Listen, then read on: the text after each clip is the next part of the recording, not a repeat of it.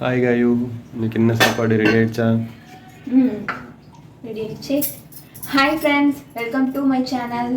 இன்னைக்கு வந்து ரொம்ப ரொம்ப ரொம்ப சிம்பிளான லஞ்ச் தான். ஏன் தெரியுமா? என் ஹஸ்பண்ட் அதுதான் அவங்க கிரிக்கெட் விளையாட போகிறேன்னு சொல்லிட்டு போயிட்டாங்க நைட்டு. அதனால எனக்கு காய் வாங்கிட்டு வந்து கொடுக்கறதுக்கு ஆள் கிடையாது. நான் வந்து அதுக்கு மேலே போய் வாங்கிட்டு வரல. காலையில் எழுந்திரிச்சு போய் வாங்கிட்டு வரவும் முடியாது. அவங்க எந்திரிப்பாங்கன்னு பார்த்தா ரொம்ப லேட்டாக தான் வந்தாங்களா. லேட்டாக வந்ததுனால காலையில் எழுந்திரிக்கிறதுக்கு 8:30 மணி ஆயிடுச்சு. 8:30 மணிக்கு அப்புறம் போய் காய் வாங்கிட்டு வந்து நான் என்ன சமைக்கிறது?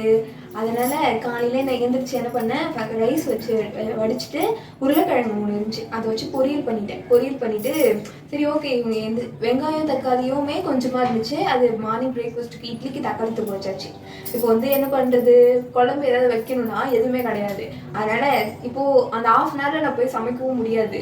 அதனால என்ன பண்ணுறதுன்னா, அவங்க போய் எந்திரிச்ச உடனே போய் அந்த மிளகு எனக்கு ஐயோ புளியோதரை மிக்ஸ் ஒன்று வாங்கிட்டு வர சொல்லிட்டு, இப்போ தயிர் ஒன்று வாங்கிட்டு வர சொல்லியிருந்தேன். ரெண்டுமே போட்டு இது பண்ணிக்கலான்னு. அந்த புளியோதரை மிக்ஸ் வந்து நான் எப்பவுமே வாங்குவோம், அது நல்லாயிருக்கும். இப்போ வேறு ஏதோ புதுசாக ஒன்று வாங்கிட்டு வந்திருந்தாங்களா, அது ஃபுல்லாக ஒரு மாதிரி ஸ்மெல் எனக்கு பிடிக்கல, டேஸ்ட்டும் பிடிக்கல, நல்லாவே இல்லை. பட் வேறு வழி இல்லைன்னு சொல்லிட்டு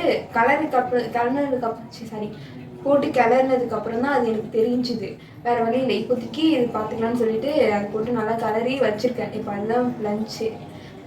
ரொம்ப சிம்பிள் தான், எனக்கு பிடிக்கவே இல்லை தான், வேறு வழி இல்லை.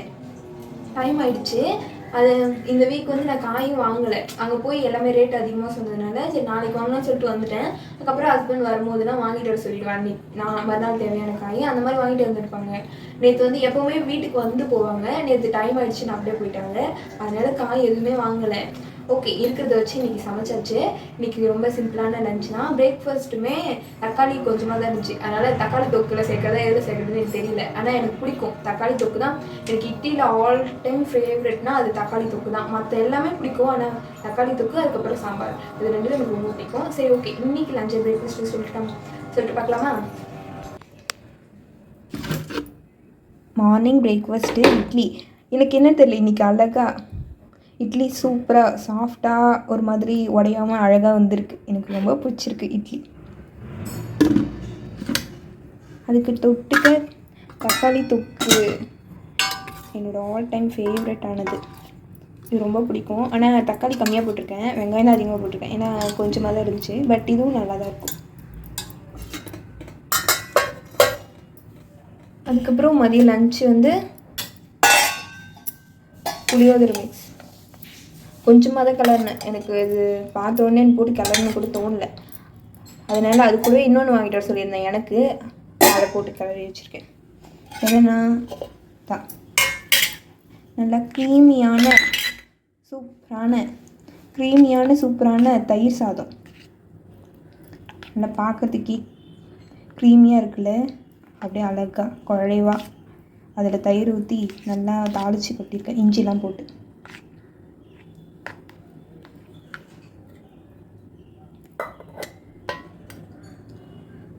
அதுக்கப்புறமேட்டுக்கா இது ரெண்டுத்துக்குமே சேமாக வர மாதிரி ஒரு உருளைக்கிழங்கு பொரியல் பண்ணியாச்சு. குட்டி குட்டியாக இருந்துச்சு. அதுவுமே 3 உருளைக்கிழங்கு தான் இருந்துச்சு. நான் அதிகமாக உருளைக்கிழங்கு சாப்பிடக்கூடாதுன்றதுனால இதுவே எங்களுக்கு போதும். குட்டி குட்டியாக இருந்துச்சு. ரெண்டுத்துக்கும் காம்பினேஷன் செட் ஆகிற மாதிரி ஒரு உருளைக்கிழங்கு ஃப்ரை பண்ணியாச்சு. சரி, பொரியல். அதுக்கப்புறம் மீதி இருந்த தயிரில் கொஞ்சமாக மோர் போட்டு வச்சுட்டேன்.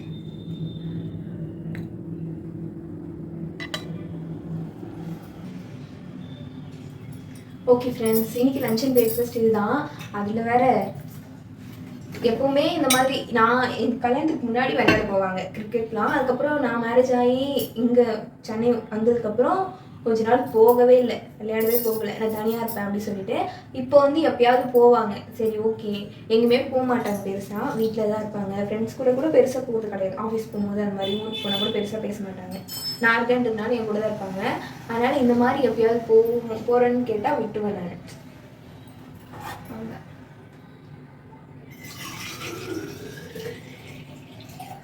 ஆனால் நேற்று ரொம்ப லேட் ஆகிடுச்சு. எனக்கே கொஞ்சம் கோவம் வந்துடுச்சு.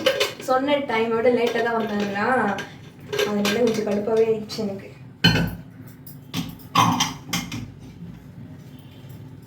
இந்த சிங்க் வர பாத்திரம் குறையவே மாட்டேங்குது.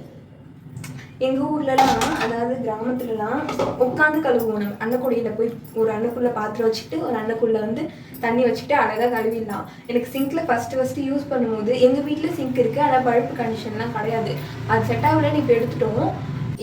இங்கே வந்து நான் சிங்க்கில் வந்து பாத்திரம் கழுவ எனக்கு ஃபஸ்ட்டு தெரியாது, நான் பண்ணதே கிடையாது. அதனால் ஃபஸ்ட்டு அந்த பழுப்பு ஓப்பன் பண்ணி அந்த தண்ணியை மேனேஜ் பண்ணி கழுவவே என்னால் முடியல. அப்புறமேட்டுக்கா கொஞ்சம் கொஞ்சமாக தான் கற்றுக்கிட்டு இப்போ வந்து ஓகே இந்த மாதிரி கழுவ கற்றுக்கிட்டேன். இருந்தாலுமே அங்கே உட்காந்துக்கிட்டு எவ்வளோ ஜாமான் இருந்தாலும் கழுவிடலாம். இங்கே இருந்து குட்டி சிங்க் தானே, அதில் கொஞ்சம் ஜாமான் போட்டாவே அதிகமாக அது மாதிரி வரும். சரி ஓகே, இப்போது ஃபுல்லாக கொட்டிக்கிச்சு, நானே கொட்டிக்கிச்சு கடவுளே. சரி ஓகே, இது அப்புறம் மட்டும்தான் துவைச்சி தான் போடணும். இது துவைக்காமலே வச்சு ஏமாத்திட்டு இருந்தேன். இப்போ துவைக்கிற வர வந்துச்சு, கொஞ்சமாக தான் இருக்குது. சரி ஓகே, சும்மா மாட்டிக்கிச்சு. நம்ம லஞ்ச் பேக் பண்ண டைம் ஆயிடுச்சு. ஓகே,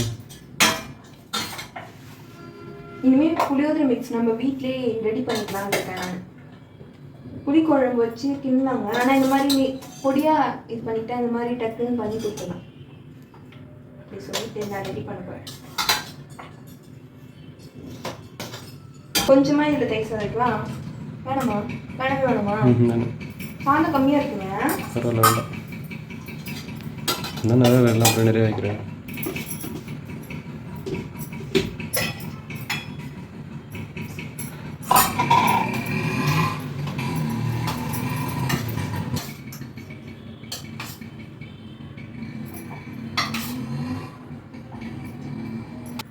நான் எப்பவுமே இந்த உருளைக்கிழங்கு ரைஸ்ன்னு ஒன்று பண்ணுவேன்.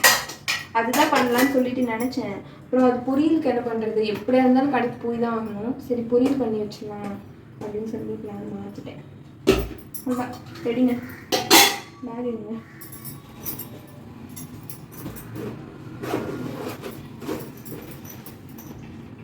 இன்னைக்கு என் ஹஸ்பண்டோட விருப்பம் மாதிரி கொஞ்சமாக சாப்பாடு வச்சுருக்கேன். ரொம்ப கம்மியாக ஸ்நாக்ஸ் கூட இருக்கும். ஓகே,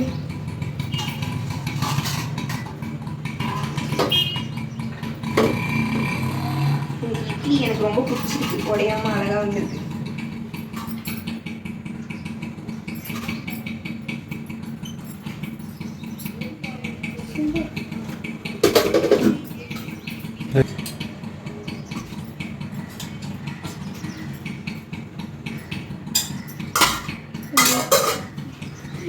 இதுவும் ஊற்றிருக்கோம்.